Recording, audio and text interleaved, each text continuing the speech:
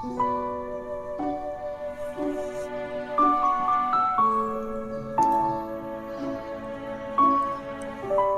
billahi minasyaitonir rajim. Bismillahirrahmanirrahim. Assalamualaikum warahmatullahi wabarakatuh.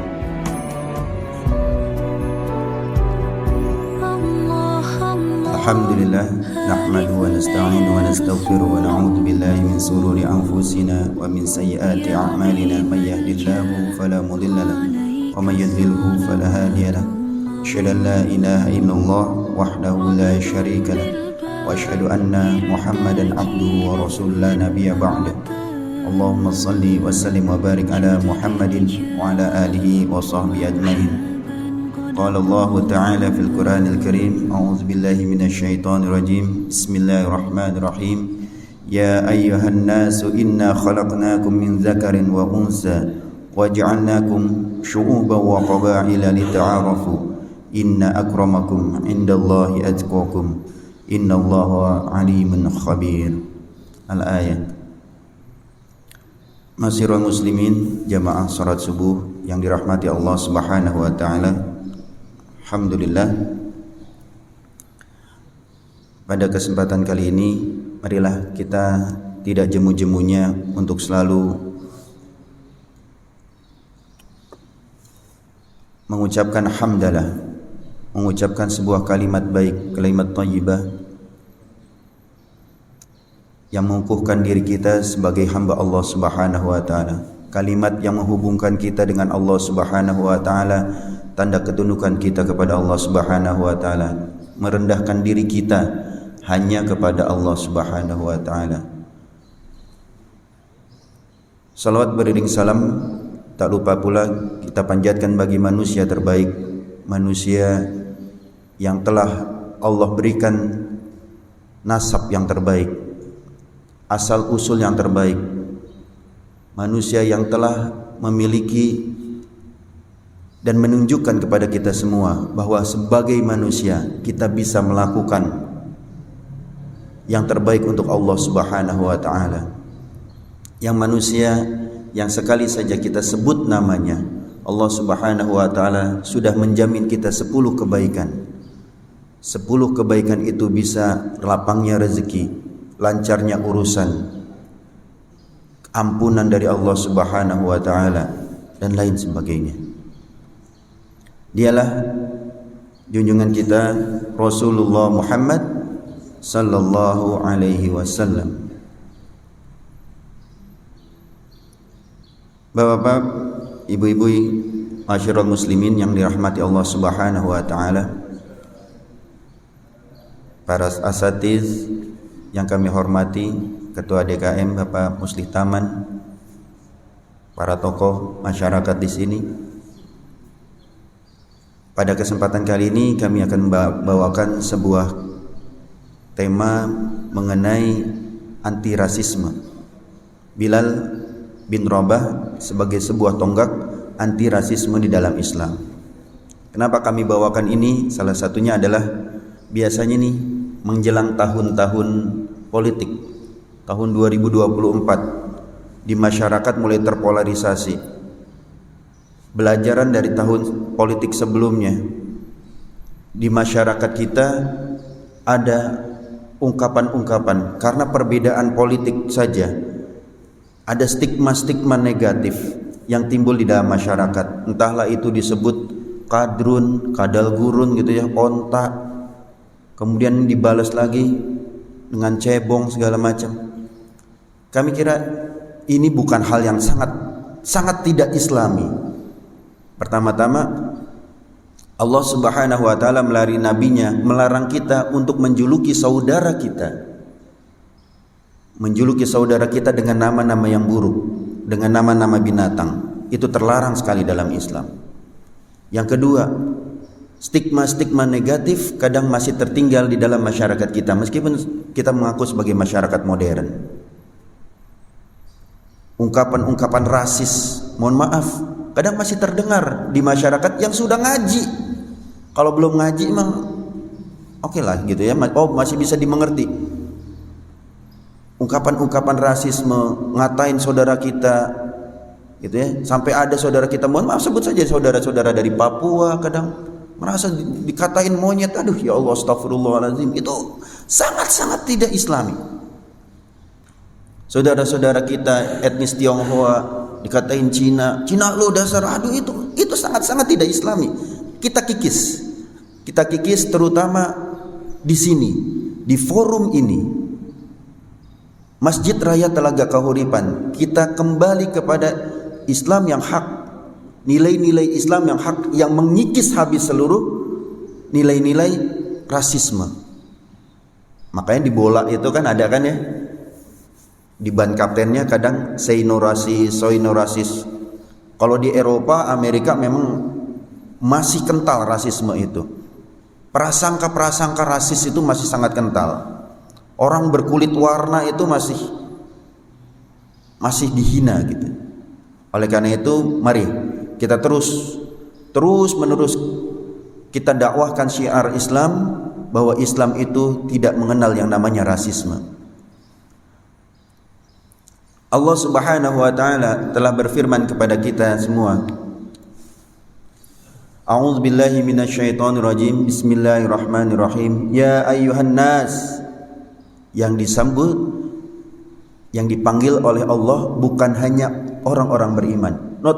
Bukan hanya ya ayyuhalladzina amanu, bukan. Tapi ini ada ya ayyuhan nas. Hei semua manusia.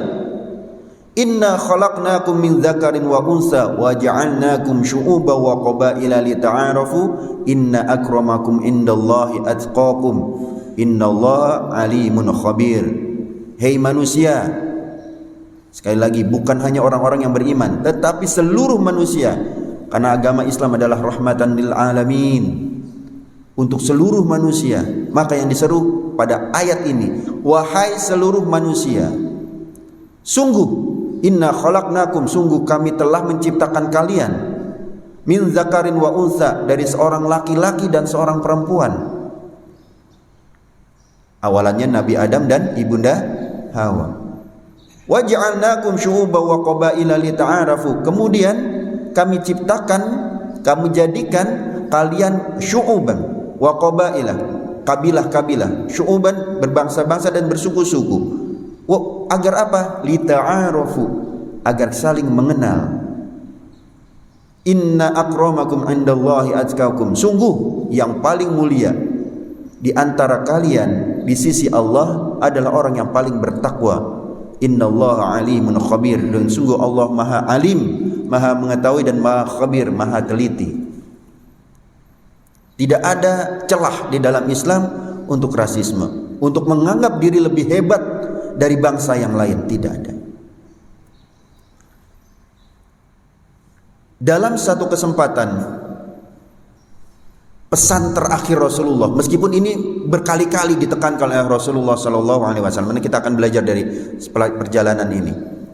Rasulullah Sallallahu Alaihi Wasallam berkali-kali menekankan, dan ini ditekankan pula ketika Haji Wada, pertemuan besar terakhir, ketika ribuan umat Islam melakukan haji wada bersama Rasulullah. Haji wada, haji pertama sekaligus haji terakhir bagi Rasulullah Sallallahu Alaihi Wasallam. Diceritakan dari Abu Nadrah telah menceritakan kepadaku orang yang telah mendengar khutbah Rasulullah Sallallahu Alaihi Wasallam di tengah-tengah hari tasyrik, yaitu pada saat haji wada. Beliau bersabda, dan haji wada ini beliau panjang sekali beliau berkhutbah. Dan ini adalah cukilannya, salah satu yang ditekankan oleh beliau. Beliau bersabda, wahai sekalian manusia. Sekali lagi, bukan hanya orang yang beriman yang diseru, manusia semuanya. Hei sekalian manusia, Rob kalian satu, Tuhan kalian satu, ayah kalian satu. Maksudnya Nabi Adam alaihissalam. Ingatlah, tidak ada kelebihan bagi orang Arab atas orang Ajam atau orang non-Arab, dan bagi orang Ajam atas orang Arab. Tidak pula orang Ajam lebih hebat dibandingkan orang Arab. Tidak ada kelebihan bagi orang yang berkulit merah atas orang yang berkulit hitam, dan bagi orang kulit hitam atas orang yang kulit merah atau kulit putih, kecuali dengan ketakwaan. Jadi tidak ada orang yang kulit putih lebih hebat dibandingkan orang kulit hitam. Gak ada. Kecuali ketakwaannya, kecuali amal solehnya. Kualitas manusia bukan ditentukan dari warna kulit, mau hitam, mau merah, mau putih, mau kuning. Tidak pernah ada di dalam Islam, dan jangan pernah orang Islam untuk merasa saya keturunan yang lebih hebat daripada kau. Tidak ada. Dan Rasulullah pada akhir kalimatnya menyampaikan, katakan, apakah aku sudah menyampaikan kepada kalian? Dan mereka, para sahabat menjawab, bala, ya benar. Rasulullah SAW telah menyampaikan pesan-pesan ini. Masyiral muslimin rahimakumullah. Kenapa kami angkat cerita-cerita dari sahabat Nabi dan sahabat-sahabatnya? Yang pertama yang harus kita pelajari, pertama, kenapa kita belajar sejarah? Sejarah itu adalah pelajaran yang sangat penting. Pelajarannya para raja. Seorang raja harus belajar sejarah. Seorang presiden atau pemimpin harus belajar sejarah. Dan anak-anak kita harus belajar sejarah. Kenapa? Yang pertama, karena sejarah itu selalu berulang. Kisah-kisah para nabi, kisah-kisah para salafus saleh, intinya kejadian-kejadiannya selalu berulang. Yang kedua, selayaknya kita memberikan contoh kepada anak-anak kita, kepada cucu-cucu kita. Cerita bukan cerita, mohon maaf, cerita-cerita fiksi. Bukan pula cerita-cerita kancil yang cerdik tapi culas, gitu ya. Kancil dan buaya kerjaannya ngebohongin mulu. Saya kira nggak pas. Nggak pas. Kenapa kita tidak pilihkan cerita para salafus saleh? Banyak, nggak akan selesai. Cerita Nabi Muhammad SAW saja itu kalau diceritakan kepada anak kita itu berseri-seri, nggak selesai dalam sebulan, 2 bulan pun nggak selesai. Kalau kita ceritakan secara detail. Maka untuk apa anak-anak kita lebih mengenal para hero, lebih mengenal K-pop, ya, cerita-cerita Korea mereka lebih kenal dibandingkan para salafus saleh. Kenapa para salafus saleh ini penting? Karena Nabi dan salafus saleh itu dijamin masuk surga. Mereka manusia biasa kayak kita. Kalau lapar, ya lapar, makan. Kalau malam yang ngantuk, tidur. Sama seperti kita. Dan mereka telah dijamin masuk surga. Orang-orang tersebut, para nabi dan para salafus saleh, mereka telah dijamin masuk surga. Apakah kita tidak ingin termasuk menjadi bagian dari mereka? Karena manusia itu sungguh bersama orang yang dicintainya. Kalau anak-anak kita lebih mencintai bintang-bintang Korea, ya, yang stres sendiri, kadang bunuh diri, itu yang mau diikutin kan, gitu kan? Lebih baik kita belajar mengenai para salafus saleh, sahabat dan para nabi. Dan juga dari sini kita bisa belajar nanti, para salafus saleh itu ada orang-orang yang gemar berdakwah, tentu dengan sesuai dengan kapasitasnya masing-masing. Dan ingatlah sabda Rasulullah sallallahu alaihi wasallam, "Man dalla ala khairin falahu mithlu ajri fa'ilihi." Barang siapa menunjukkan kebaikan, dia akan mendapatkan pahala seperti pahala orang yang mengerjakannya. Bapak-bapak, ibu-ibu yang dirahmati Allah Subhanahu wa taala, siapa yang mensponsori kebaikan, maka dia akan mendapatkan pahala seperti orang yang ngikutinnya. Nanti kita akan kisah Bilal bin Rabah, muazin pertama. Bilal akan mendapatkan pahala seperti pahala para muazin sekarang. Kenapa? Karena muazin sekarang ngikutin Bilal bin Rabah. Bisa kebayang, muazin sekarang saja, muazin gitu ya, yang tadi azan itu didengarkan oleh 100 orang, maka beliau panen pahala 100 orang itu. maka sudah selayaknya kita terus menerus untuk terlibat dalam dakwah. Kalau nggak terlibat dalam dakwah, kita akan terlempar, akan diisi oleh orang lain. Maka saya terima kasih sini ada Ustadz Muslih Taman yang mau berkorban menjadi ketua DKM, dan sulit jadi ketua DKM itu, capek, banyak makan hati ya, makan hati Pak ya, enak makan hati diomongin sana sini segala macam, udah berbuat baik masih dicurigai. Ada Pak Jalu yang selalu mensponsori acara-acara seperti ini, ada Haji Iwan yang selalu, ya sesuai dengan masing-masing kompetensinya masing-masing, kemampuannya masing-masing. Ada Bang Ipul yang selalu ngeberesin, bersihin ini karpet. Itu bagian dakwah. Yuk, kita juga jangan berhenti cuma jadi penonton. Ada Pak Haji Sigit yang bangun, sesuai dengan masing-masing lah. Ya saya bisanya cuap-cuap, ya cuap-cuap. Bapak-bapak, ibu-ibu dan jamaah yang dirahmati Allah Subhanahu wa taala. Yuk kita ambil semangat ini. Selalu kita berbuat baik, biar diikutin orang lain, enggak apa-apa, ayo. Kadang-kadang memang harus berbuat baik itu harus show off, harus ditunjukkan. Jangan hanya diumpetin. Tunjukkan kebaikan-kebaikan. Tunjukkan bahwa kita melakukan kebaikan. Maka betapa banyak yang panen pahala dari acara Coffee Morning ini. Ada yang mensponsorinya, ada yang ngajaknya, ada yang bicaranya, ada yang menyediakan kopinya, ada yang bawain makanannya, ada yang nyapu bersihin bawah itu. Kalau nggak ada yang bersihin bawah, kita enak aja habis makan langsung pulang. Emang nggak dibersihin? Emang nggak capek bersihin itu? Marilah kita bagian dari itu. Ikut bersihkan masjid kita, ada kotoran kita ambil, kita buang. Kecil, hal kecil. Jangan-jangan itu yang akan menyebabkan kita masuk ke dalam surga. Ma'asyiral muslimin, jamaah salat subuh yang dirahmati Allah Subhanahu wa taala. Kita kembali kepada sosok satu ini, Bilal ibnu Rabah. Kita akan belajar mengenai sejarah singkat Bilal yang pertama, kemudian peristiwa-peristiwa yang terjadi dalam hidup Bilal, dan yang ketiga Islam sebagai pelopor anti rasisme. Sejarah singkat Bilal bin Abi Rabah. Beliau lahir di Mekah kurang lebih tahun 43 sebelum hijrah. Jadi jauh ini masa-masa Rasulullah sebelum hijrah. Ayahnya kurang dikenal. Ayahnya dikenal, ada yang menyebutkan ayahnya ada bernama Rabah, ada yang menyebutkan ayahnya bernama Riyah.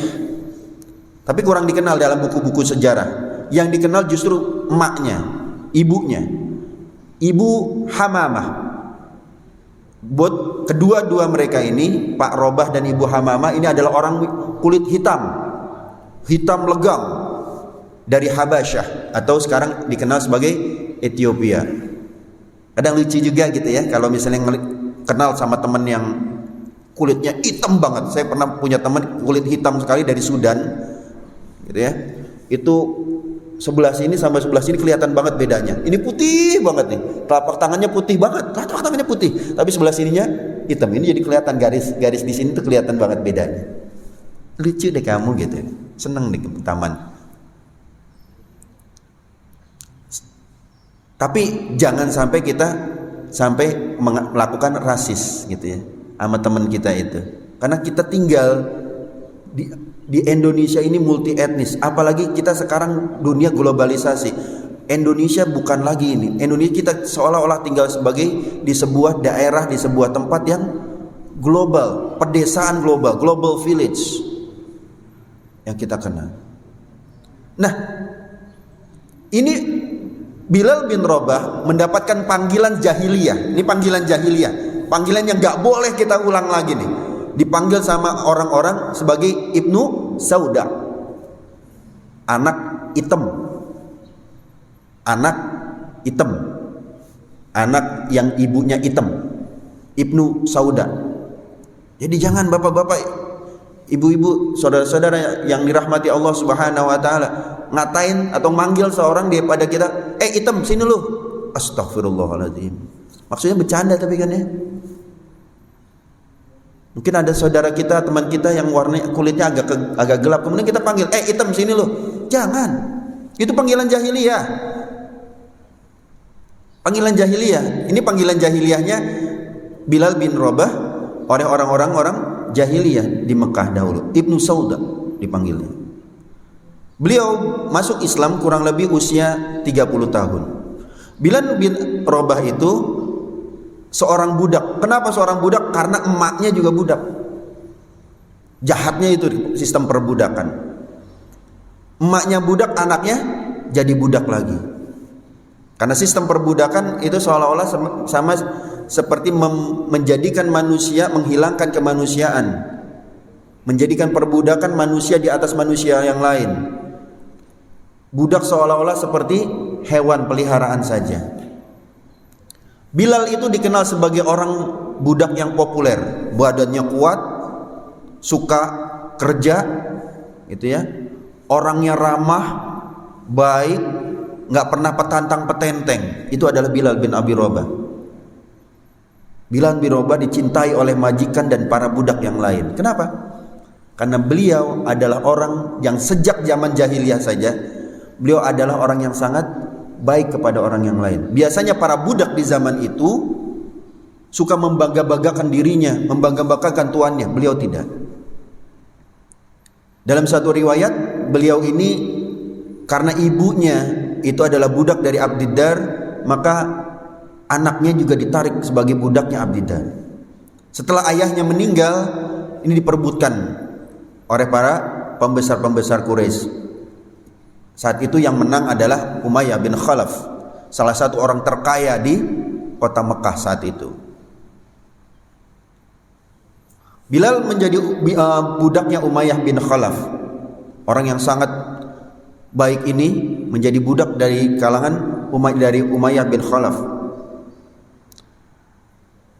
Saat itu Bilal bin Abi Rabah melihat kondisi para budak itu sangat-sangat kondisinya sangat-sangat memprihatinkan. Ada siksaan, kadang salah sedikit disiksa, bikin teh kurang pas disiksa, bikin makanan nggak pas disiksa, bisa dipukulin, bisa dibunuh, nggak ada yang nuntut. Dipaksa berbuat zina, diambil keuntungannya, kayak gitu tuh zaman jahiliyah.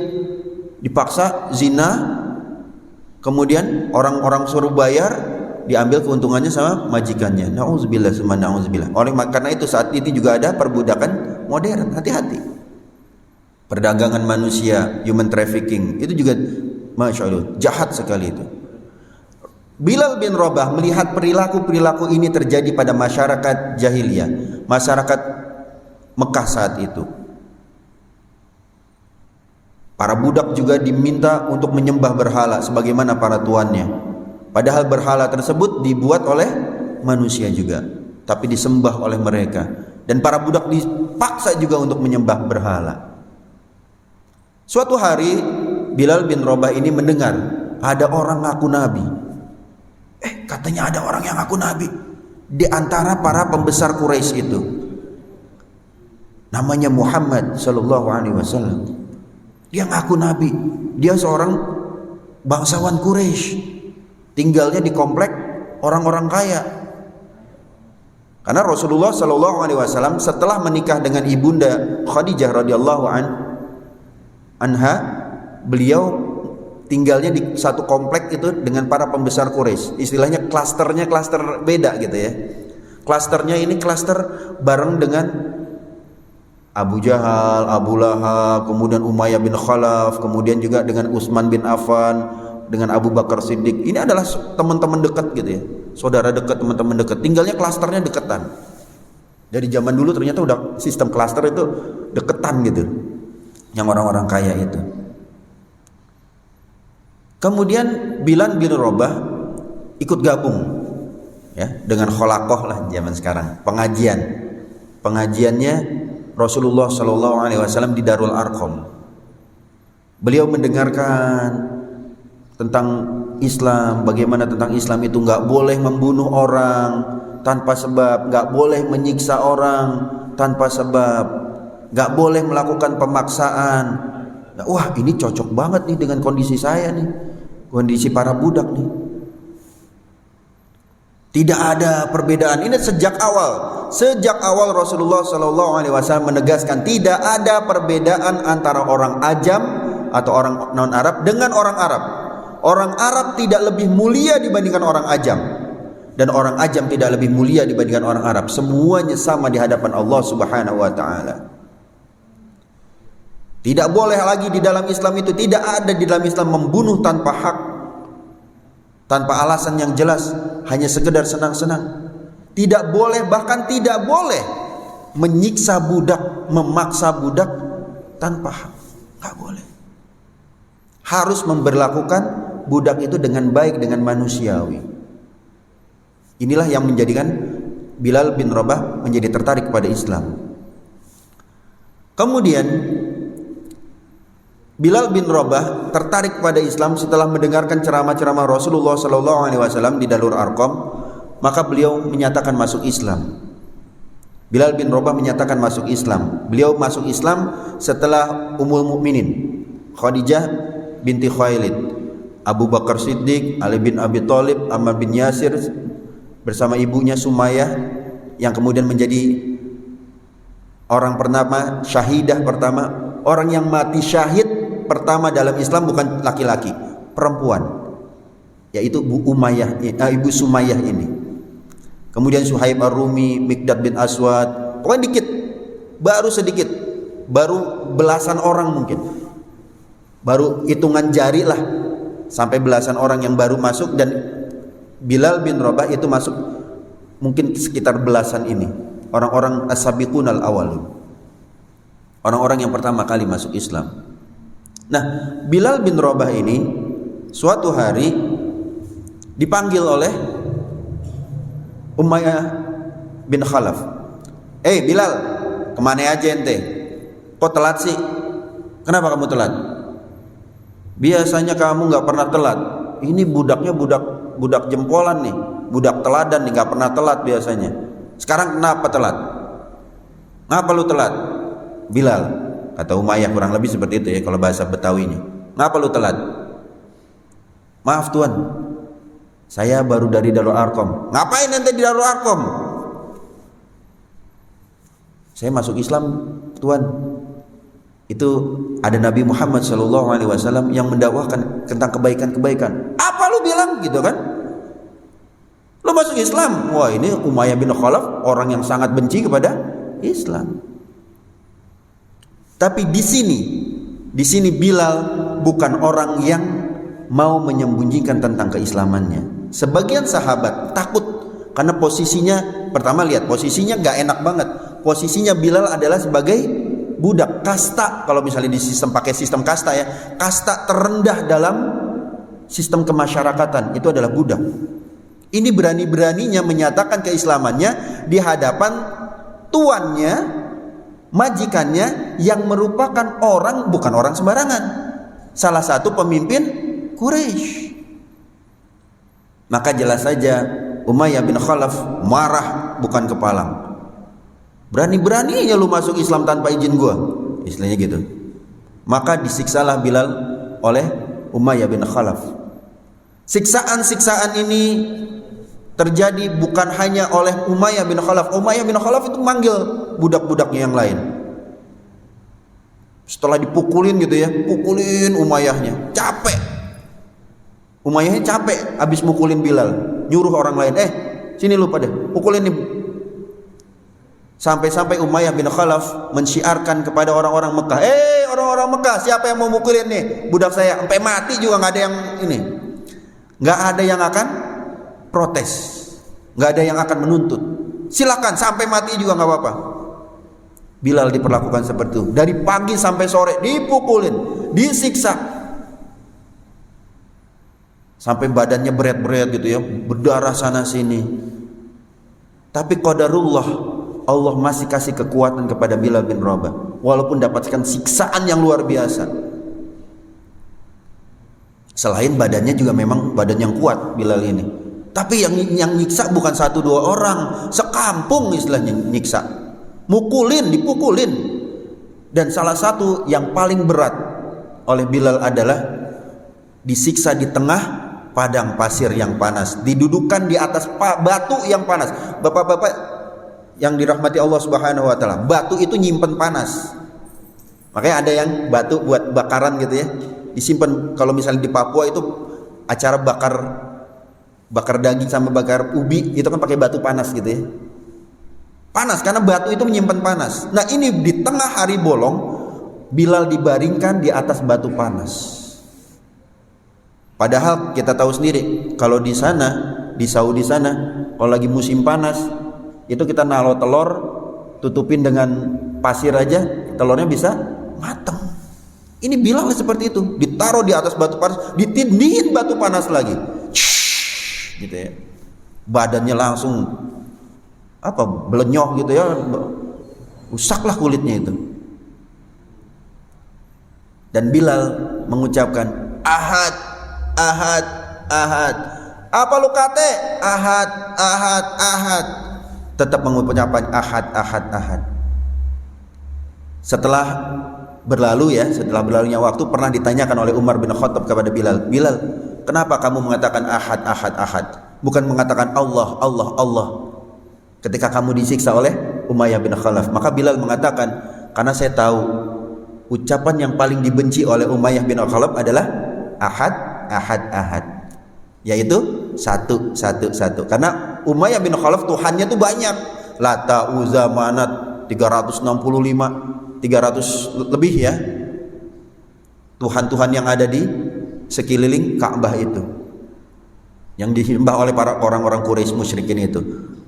Maka ketika dikatakan Tuhan itu cuma satu, marah banget si Umayyah bin Khalaf. Maka kata-kata yang paling dibenci oleh tuannya yaitu kata-kata ahad, ahad, ahad. Maka itu yang diulang-ulang oleh Bilal, ahad, ahad, ahad.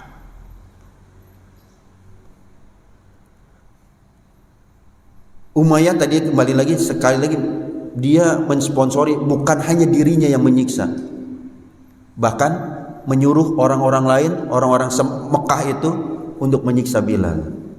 Boleh, nggak ada yang ini.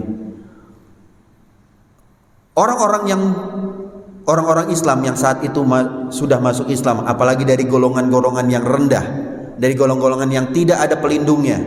Kalau Nabi Muhammad tidak disiksa. Kenapa Nabi Muhammad tidak disiksa? Karena Nabi Muhammad dilindungi oleh Bani Hashim, oleh keluarganya. Abu Bakar, nggak ada yang berani nyiksa Abu Bakar. Utsman bin Affan juga sama.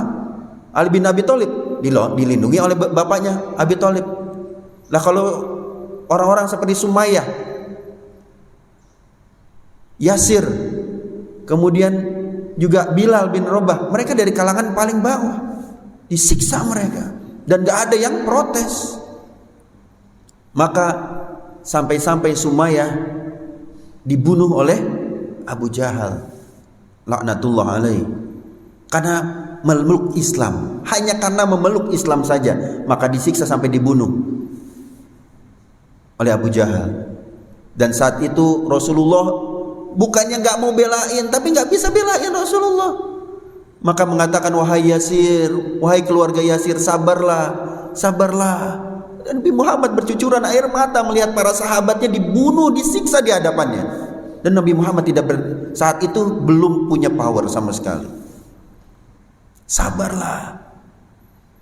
Ketika Bilal yang ini gak sampai dibunuh, qadarullah Bilal gak sampai dibunuh, maka Nabi Muhammad SAW minta kepada Abu Bakar, tolong itu teman-teman kamu, saudara-saudara. Maka Abu Bakar Siddiq bilang sama Umayyah bin Khalaf, Umayyah, sudah, stop, kamu udah keterlaluan, bebaskan dia. Berapa? Udahlah, udah gak guna dia, udah sekarat kayak gitu, mau mati, udah satu uqiyah aja lah. Satu uqiyah tuh dikit banget gitu, dikit ya, hanya 40 dirham kurang lebih lah gitu. Satu uqiyah aja dah, gue lepas. Langsung sama Abu Bakar dikasih satu uqiyah itu, nih gue bayar. Kata Umayyah bin Khalaf, udah dibayar nih, udah dibayar. Ketika Abu Bakar udah bayar 1 uqiyah, maka Umayyah bin Khalaf bilang kepada Abu Bakar, Abu Bakar, kalau kamu nawar kurang dari 1 uqiyah, gua kasih. Nggak kalah, digertak itu Abu Bakar bilang, hei Umayyah bin Khalaf, kalaupun kamu ngasih 100 uqiyah, aku bayar juga. Digertak sama Abu Bakar, tahu gitu kenapa nggak 100 uqiyah aja gitu kan, lumayan. Tapi udah telat, uang udah diterima, nggak bisa lagi. Maka sejak itu Abu Bakar Siddiq melindungi Bilal bin Rabah. Beliau membeli dari Umayyah bin Khalaf dan membebaskannya, dan tidak ada lagi orang yang berani untuk ganggu Bilal. Kenapa? Karena Bilal bin Rabah udah di bawah perlindungan Abu Bakar Siddiq. Dan Abu Bakar panen pahala. Ini yang dilakukan Abu Bakar Siddiq radhiyallahu an, ini panen pahala. Apapun pahalanya Bilal, Abu Bakar dapat. Kenapa? Abu Bakar yang membebaskan. Abu Bakar yang membebaskan Bilal, Abu Bakar yang menebus Bilal meskipun dengan 1 uqiyah. Tapi dia bebaskan Bilal bin Rabah. Sejak saat itu maka Abu Bakar selalu panen apapun pahala yang dilakukan oleh Bilal bin Rabah. Padahal Bilal bin Rabah nih panen pahala para muazin seluruh dunia dari zaman Nabi sampai zaman sekarang. Abu Bakar juga dapat bagian dari pahala itu. Dari bagian pahala Bilal, Abu Bakar dapat pahalanya. Maka siapa saja yang menunjukkan kebaikan, maka akan mendapatkan bagian dari siapa orang-orang yang mengikuti kebaikan tersebut. Ada peristiwa-peristiwa dalam hidup Bilal bin Rabah. Salah satunya yang sangat terkenal ketika Rasulullah SAW mengatakan kepada Bilal, Bilal, kau ini melakukan apa sih? Kok sampai mendahului aku? Gitu, kalimatnya seperti itu. Tentu tidak mungkin ya Bilal mendahului Rasulullah memasuki surga, tapi kalimatnya seperti itulah seolah-olah. Karena Rasulullah mendengar suara terompahnya Bilal di surga ketika Rasulullah masih hidup, Bilal masih hidup. Rasulullah udah dengar suara terompahnya Bilal di surga. Aku mendengar suara terompahmu di surga, Bilal. Ada apa kau ini? Hebat sekali Bilal ini. Kok kamu bisa mendahuluiku? Kurang lebih seperti itu. Rasulullah SAW mengatakan ke Bilal, ya Rasulullah, saya ini nggak banyak kok. Ibadah saya nggak banyak. Saya menjaga diri ya Rasulullah. Saya menjaga diri dalam keadaan berwudu. Selalu dalam keadaan berwudu. Tiap kali saya batal, saya wudu lagi ya Rasulullah. Dan setelah wudu, saya mengerjakan sholat sunnah 2 rakaat setelah wudu itu. Bapak-bapak yang dirahmati Allah Subhanahu wa taala, yuk kita contoh nih. Kita contoh satu amalan Bilal bin Rabah yang membuat dia masih hidup, sendalnya, terompahnya udah kedengeran oleh Rasulullah di surga. Apa? Wudu, jaga wudu itu. Setiap kali kita batal wudu, mohon maaf, buang angin, wudu. Buang air kecil, wudu. Buang air besar, wudu. Lagi di jalan kan bisa tayamum. Lagi toilet rest area kan bisa wudu. Emang bisa kita wudu di wastafel? Bisa. Kecilin aja airnya, kecil aja gitu. Selidi gitu cukup. Basuhnya sekali aja. Sah. Wudu cukup sekali basuh. Enggak usah sampai basah buruk-buruk. Orang kita aja, orang Indonesia yang wudunya ya Allah, ya Rabb, berliter-liter. Padahal Rasulullah tahu berapa wudunya Rasulullah? Wudunya Rasulullah hanya kurang lebih segini. Ini wudunya Rasulullah. Kurang lebih seginilah. Paling banyak dua gelas ini. Itu Rasulullah wudunya segini airnya. Bisa kita bayangkan kan? Betapa hemat airnya Rasulullah. Betapa sangat visioner jauh ke depan Rasulullah itu. Nggak pernah mengajarkan kita wudu buka keran gede gitu ya. Nggak, kecil aja. Kecil. Hemat Rasulullah itu wudunya. Ya. Balik lagi kepada Bilal bin Rabah. Maka bapak-bapak, kita bisa mencontoh satu perilaku Bilal bin Rabah. Apa? Menjaga wudu kita. Setiap kali kita batal, wudu lagi. Setiap kali kita batal, wudu lagi. Kenapa? Karena jalan ke masjid saja. Ini salah satu perilaku dari para sahabat yang bisa kita contoh. agar kita pahalanya berlipat-lipat. Perbuatannya satu, sama, tapi pahalanya berlipat-lipat. Adalah menjaga wudhu. Jadi ketika kita jalan ke masjid ini, dalam proses perjalanan ke masjid ini, kita berwudhu di rumah sama kita belum wudhu, pahalanya beda. Lebih besar pahala ketika kita sudah berwudhu di rumah kemudian jalan ke masjid, atau dalam perjalanan ke masjid. Beda. Misalnya kita pergi kerja, berangkat kerja atau berangkat pergi kemanapun, kemudian di jalanan kita udah nggak zaman lagi kita ya nyetel dangdutan gitu ya, matiin, kita zikir subhanallah walhamdulillah wala ilaha illallah Allahu akbar, style kayak gitu, atau style murotal. Zikir dengan wudu dengan zikir tanpa wudu, mana yang lebih besar pahalanya? Zikir dengan wudu. Maka jagalah wudu seperti Bilal bin Rabah. Bilal bin Rabah juga yang masyhur terkenal, beliau sebagai muazin pertama, orang pertama yang diangkat oleh Rasulullah SAW menjadi muazin.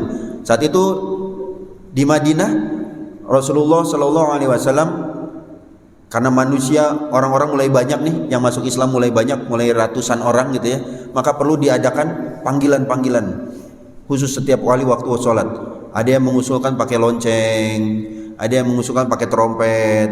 Tapi salah seorang sahabat, Abdullah bin Zaid, mengatakan kepada Rasulullah, "Ya Rasulullah, saya semalam mimpi." "Kenapa, mimpi apa?" "Ini, mimpi untuk manggil orang-orang sholat dengan kalimat Allahu Akbar, Allahu Akbar, Allahu Akbar, Allahu Akbar, asyhadu an la ilaha illallah." "Oh gitu ya," kata Rasulullah. "Iya, gitu ya Rasulullah." Ternyata sahabat Umar juga sama, mimpi yang sama dengan Abdullah bin Zaid. Maka kata Rasulullah, panggil, mana Bilal? Dia suaranya paling bagus nih. Maka ini juga yang menjadi garis bawah kita. Maka sebaiknya muazin itu yang suaranya paling bagus, yang suaranya paling lantang, suaranya paling jernih. Pilih orang seperti itu. Maka Abdullah bin Zaid disuruh mengajarkan Bilal kalimat-kalimat azan itu. Dan sejak saat itu, setiap kali mau waktu sholat, Bilal yang tampil, Allahu Akbar, Allahu Akbar, manggil. Wah, ini artinya udah waktu sholat nih, sahabat kumpul, senang banget sahabat para kumpul gitu ya. Dan Bilal panen pahala para sahabat yang sholat. Dan juga Bilal itu pernah, ini dia yang luar biasa, Bilal mantan budak yang kulitnya hitam legam, mendapatkan kehormatan naik ke atas Ka'bah. Sampai saat ini yang naik ke atas Ka'bah juga orang-orang nggak sembarangan. Apalagi zaman Rasulullah. Ketika itu Bilal 2 kali mendapatkan perintah dari Rasulullah untuk naik ke atas Ka'bah untuk mengumandangkan adzan. Yang pertama ketika peristiwa Umrah Qadha. Karena ketika itu kurang lebih pada tahun berapa tuh? 7 apa 8 Hijrah itu kan Rasulullah ingin umroh ke Mekah, dilarang oleh orang Mekah, nggak boleh tahun ini. Mereka balik, tahun berikutnya mereka melakukan umrah qadha. Tahun berikutnya kejadian Fatu Mekah, penaklukan kota Mekah. Pada saat itu Bilal bin Rabah diminta oleh Rasulullah SAW naik ke atas Ka'bah, kumandangkan azan lagi. Sampai-sampai orang-orang musyrikin yang dulunya nyiksa tuh, yang nyiksa budak-budak, nyiksa orang-orang hitam ini, mereka bilang, waduh, untung si Abu Jahal nggak lihat nih yang peristiwa kayak gini. Untung si Umayyah bin Khalaf nggak lihat. Kenapa?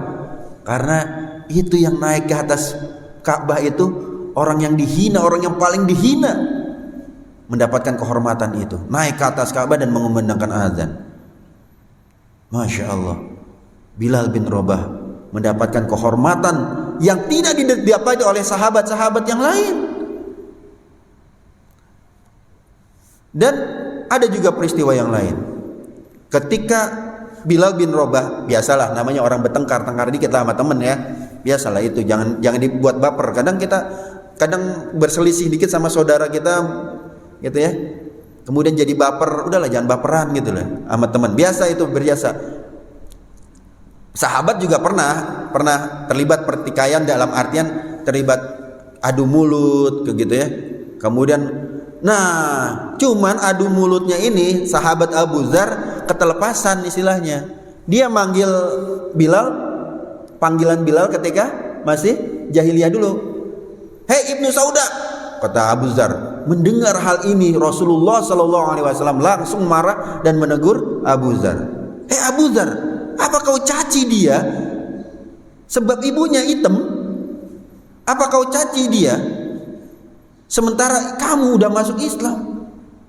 Kok kamu tega-teganya? Sungguh kamu keterlaluan kamu. Kamu seperti masih diliputi oleh perasaan jahiliyahmu itu." Gitu Rasulullah SAW menegur Abu Dzar. Jangan ngatain anak hitam, kagak boleh, haram. Maka Abu Dzar pernah mengatakan, Rasulullah pernah bilang ke saya, "Lihat, sesungguhnya engkau," kata Rasulullah kepada Abu Dzar, "tidak lebih baik daripada orang yang berkulit merah atau yang kulang daripada orang yang berkulit hitam, melainkan kamu lebihkan dirimu dengan bertakwa. Maka tidak ada kelebihan karena keturunan, melainkan karena takwanya, karena kesolehannya. Tidak ada." Umar bin Khattab juga sejak Bilal bin Rabah masuk Islam, Umar bin Khattab itu nggak pernah manggil Bilal cuman Bilal aja. Sayyid Bilal, engkau itu seorang sayyid, seorang tuan. Sayyid ini panggilan ya. Makanya kita kadang Sayyidina Muhammad gitu ya, Sayyidah Khadijah, Sayyidah siapa? Misalnya Aisyah radhiyallahu anha gitu kan, pakai Sayyidah, Sayyid. Ini panggilan kehormatan, naik statusnya gitu. Dan suatu kali ada sebuah hal yang juga yang menunjukkan bahwa Islam sama sekali anti terhadap rasisme ini. Apa? Ketika Bilal bin Rabah itu sampai nginjek pipinya Khalid bin Walid. Padahal kalau kita tahu Khalid bin Walid ini anaknya Walid bin Mughirah, kepala suku, orang yang berkuasa, sangat berkuasa di Mekah. Kejadiannya adalah ketika saat Umar bin Khattab radhiyallahu an menjadi khalifah. Saat itu terjadi isu bahwa Khalid bin Walid kan panglima perangnya nih. Sejak zaman Abu Bakar Siddiq, Khalid bin Walid selalu ditunjuk menjadi panglima perang. Ketika zaman Umar bin Khattab, Khalid bin Walid diisukan oleh sebahagian orang itu nggak beres nih kepemimpinannya, nggak adil nih. Maka Ummul Mukminin Khalifah Umar bin Khattab itu, Amirul Mukminin, maksud saya, nulis surat kepada Khalid bin Walid, panggil Bilal, sini ente, pergi ke pasukan kaum muslimin, pergi ke Khalid bin Walid, lalu bacakan surat ini. Sementara kamu saat itu suruh Khalid ke tanah, taruh kepalanya di tanah, injak pipinya, bacakan surat ini. Wah, Umar tuh gayanya emang kayak gitu tuh. Bukan apa-apa, Umar bin Khattab ingin ngetes bagaimana Khalid bin Walid taat nggak sama perintahnya. Bisa kebayang dong, Khalid bin Walid ya, mantan anak pejabat, panglima perang saat itu. Beliau itu mantan anak pejabat zaman Quraisy dulu, anaknya pejabat ini Khalid bin Mughirah itu. Dan beliau saat itu Khalid bin Walid adalah panglima perang. Dan ini harus ditunjukkan di depan pasukannya. Bayangkan bapak-bapak, di dalam Islam, kedudukan setinggi apapun, sejenderal apapun, tapi kalau soal ketaatan kepada pemimpin, soal dites keimanan, maka jangan pernah merasa lebih tinggi dibandingkan pasukan terkecil. Maka Bilal bin Rabah minta izin dulu, nggak enak juga Bilal. Nggak enak hati Bilal nih. Terus terang ketika sampai ke tempatnya Khalid, Panglima, mohon izin, saya dapat perintah dari Amirul Mukminin. Perintahnya apa? Kata Khalid bin Walid. Perintahnya saya teriak di depan tenda jenengan, di depan tenda antum, teriak nih. Kemudian nyuruh antum untuk kepalanya taruh di tanah, saya injak kepala ente, kemudian saya bacain surat dari Amirul Mukminin. Berat banget. Tapi Khalid bin Walid, Bapak-bapak, Khalid bin Walid dengan perasaan yang sangat-sangat halusnya, dengan perasaan yang sangat rendah hatinya mengatakan, Bilal, lakukan apa yang dikatakan oleh Amirul Mukminin. Bayangkan, seorang jenderal, panglima perang, orang nomor 1 di pasukan, lakukan apa yang dikatakan oleh Amirul Mukminin. Maka keluarlah Bilal setelah tadi masuk tenda, keluar dari tenda, kemudian teriak dari luar tendanya Khalid, Khalid, sini ente, ada surat dari panglima, dari Amirul Mukminin. Maka Khalid keluar. Pasukan mendengar suara Bilal, langsung ngelihat, waduh, ada apa nih? Khalid, taruh pipimu di tanah. Khalid taruh pipinya di tanah, injak sama kakinya Bilal. Cak. Khalid, apa benar kamu melakukan hal ini dan itu? Apa benar kamu melakukan hal ini dan itu dan ini dan itu? Terus dibacakan. Khalid menjawab, tidak benar.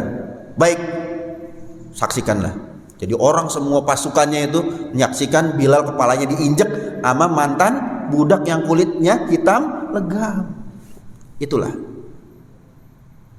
benar-benar Islam ini kalau udah masalah ya tadi ya, rasisme, benar-benar kita anti.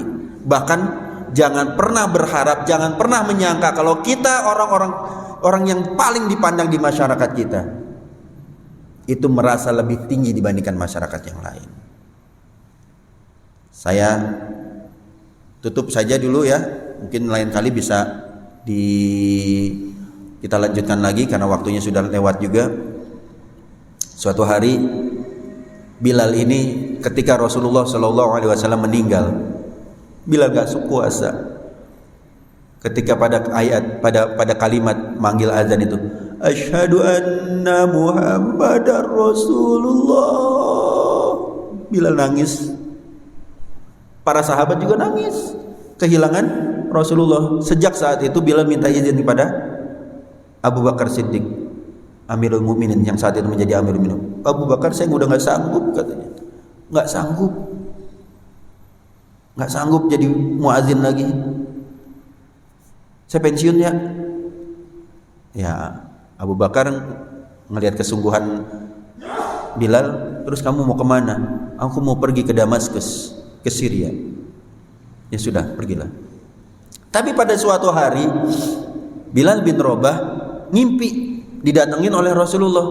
Bilal, kamu gak kepingin nengokin aku? Wah. Tahu hal itu Bilal terkaget. Wah, baiklah, saya ke Madinah. Maka Bilal ke Madinah. Ini setelah beberapa tahun Bilal tinggal di Damaskus. Ketika Bilal tinggal di Damaskus itu, setelah dapat mimpi ketemu Rasulullah, Bilal, baik ya Rasulullah, aku mau ketemu engkau lagi.